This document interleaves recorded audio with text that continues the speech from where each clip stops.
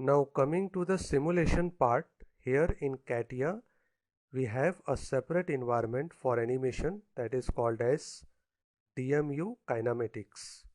So we will go to the workbench. Now here the first step will be to convert these constraints into mechanical joints. For that we have to go to DMU kinematics toolbar, assembly constraints conversion.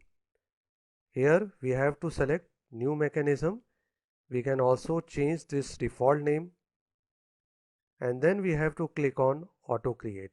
So after auto create we got the message unresolved pairs 0 by 4, which means before creating of a mechanism, software has diagnosed 4 constraints, and after auto create the software has created successfully the 4 joints.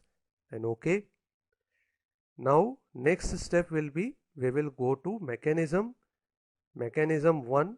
Now here in mechanism 1 we can see the display as degree of freedom as 1, means in order to drive this complete mechanism only a single degree of freedom is sufficient, that will be rotation.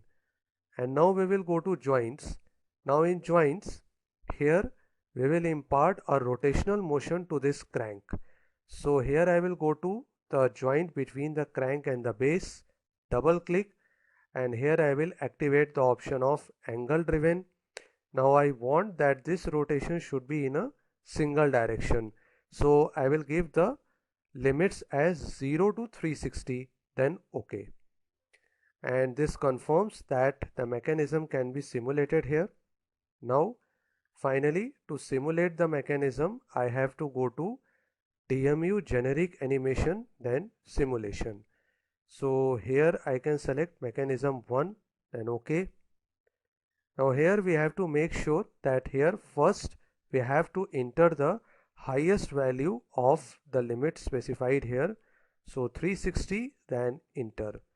So always remember to press enter, because while doing so the software accepts the values. Now we have to insert this particular value for simulation. So for that we have to click on automatic insert, insert and animate viewpoint. We have to click them in a sequence properly. Now for example, if I want this motion to be simulated forward and backward, here I can change the loop mode from single to double loop. And for controlling the speed, here I can go to interpolation step and select a small value so that the rotation is not very faster, and here I can play the simulation. Now in this manner we can see the simulation is being accomplished. So it's quite easy, we have seen here. In the next part we will discuss about how to create the different kinds of plots with respect to time using different option for the same mechanism.